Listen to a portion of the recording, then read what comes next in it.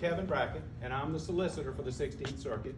For those of you who don't know what a solicitor is, a lot of people come here from, up north, they move down here, and they're like, I tell them I'm a solicitor, and then they go, well, what are you selling?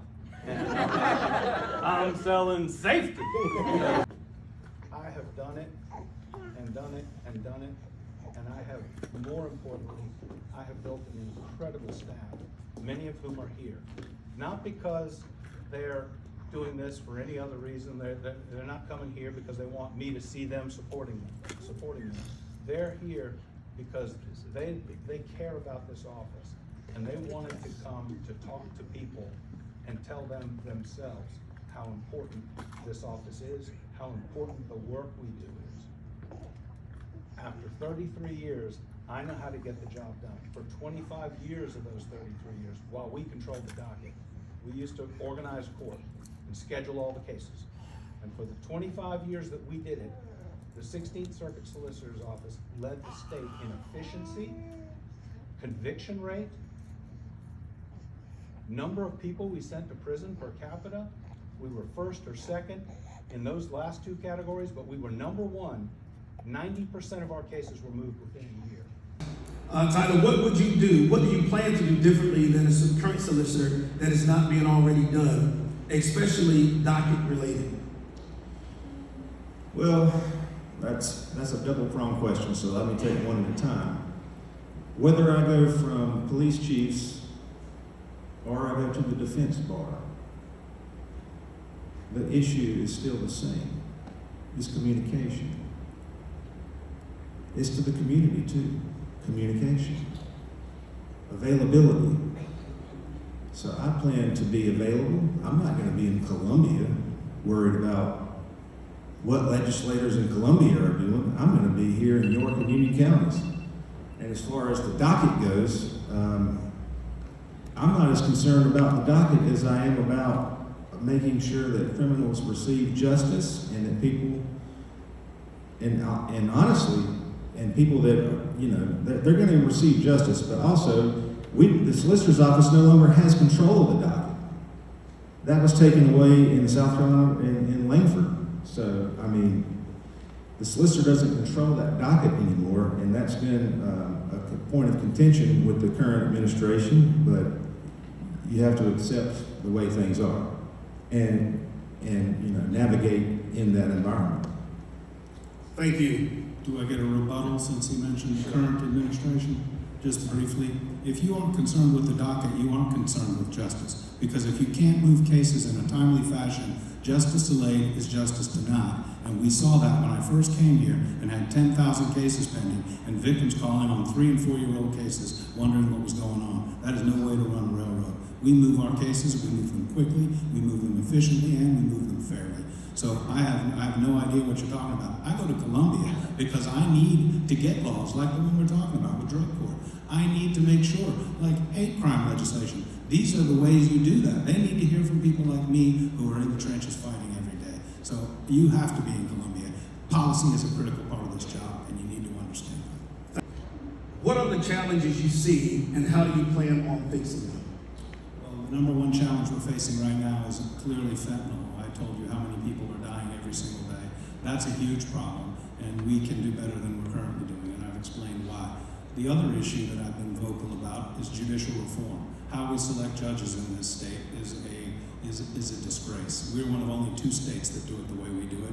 We need to fix that so that people at home here in York County can have a say over whether somebody remains a judge. I think we need retention elections for current judges, and after the governor picks, the legislature supports it and says it's good, and then that person becomes a judge and stays a judge until the people say different. So that's a huge issue that we have. Then we need to focus on fixing some of the issues that are left over from the Langford decision. Mr. Bratton said that we don't control the docket anymore. We control the docket principally, but it's a hybrid form, and I think it's a little clunky, so we have some work to do there as well. Okay, Tyler. You must tell me the question again. Question is, what are the challenges you see, and how do you plan on fixing them? The challenges I see is that in a community, especially this community, this whole justice system doesn't work if you don't believe in it, if you don't think it helps you, if you don't think you benefit from it. And I want to ensure that all of you believe that.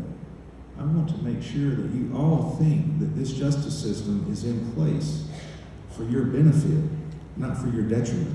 What is your plan for employee retention and recruitment, as many current solicitors very well may leave their offices if you are elected? That's a great question, because I've made it abundantly clear to everyone there that the only reason they wouldn't have a job after the election is if they chose not to. I want to work with everybody. I think Kevin has built a great staff, and I think they do a good job. And I'm proud of the work they do. I think that the Public Defender's Office has built a great staff, and I'm proud of the work they do. The 16th Circuit is one of the most efficient circuits in the state of South Carolina, not just because of the solicitor, not just because of the public defender, it's because of the way we work together. And working together is what we have to do as we move forward. And I promise you that on day one, I have no ideas to rebuild an office. I'm going to be an encourager, because I have learned in my managerial career, which is limited compared to others like Mr. Belk, that oftentimes loyalty can be born out of respect and forgiveness. So I don't think it's a question of whether you're going to want them to stay. I think the problem is that they perceive your lack of experience to be a detriment to the ongoing operation of the office. People who have far more experience than you shouldn't be answering to you. You've reached far beyond what your own experience has allowed for. You can't be solicitor over a bunch of people who tried murder cases when you never have. So the fact that our office is working well under me and under my administration is proof positive that we need to keep it under my administration, not shift gears, because there's nothing wrong with it right now. And I don't know why I have opposition this year, because the guy who's running against me can't really even explain himself why the hell he's running against me. He's been a lawyer for about 10 years, but he didn't really have a distinguished career in Myrtle Beach. According to the DA there, he prosecuted 2 trials. They were both misdemeanors. He lost them both. He's never tried a murder case, never tried a rape, never tried an armed robbery. He has no business leading people like Kevin Bayona and the folks in my office, many of whom have far more experience. At least 2/3 of these folks have far more experience. You don't walk in the first day and get to be the shift sergeant. First you gotta be a rookie, and you go through that process and you learn and you work your way up. You climb the ladder one rung at a time. You don't start at the top, and that's what he's trying to do. Currently, he's working as a public defender. And the troubling thing is that about 1/3 of his money is coming from the criminal defense bar. So I don't know why the criminal defense bar would want to load him up. I do know why. They don't like me. I'm tough. They don't like the fact that I push for mandatory minimums on drug sentences. They don't like the fact that I don't really plea negotiate with violent criminals unless my case, requires it and I don't have any choice because of evidence problems. They don't care for that, and I think they're hoping for somebody that they feel will do a better job working with them and being lighter on sentences. So I don't have a whole lot more to add. This guy's never led a prosecutor's office. He's never managed a budget like mine. He has no prosecution experience to speak of compared to me. And my staff, who I've worked years building up this crew of people, we've got people probably average age of about 12 years of experience in this office. These folks will not stay and work for this man. And if he's elected, they will leave. And I'm telling you, you will lose people with a tremendous amount of heart. People who have devoted their careers, people who don't want to do anything else but be prosecutors and represent victims in court. And they will leave. And there is a market for them, because just like in law enforcement, prosecutors are having a hard time recruiting and retaining people. We get people who come in most offices 2-3 years, then they go into private practice because they can make more money. Not this crew. This crew is committed. These people are committed to making sure that the right things happen to the right people for the right reasons. And so we need to keep them in there. It's not just about me.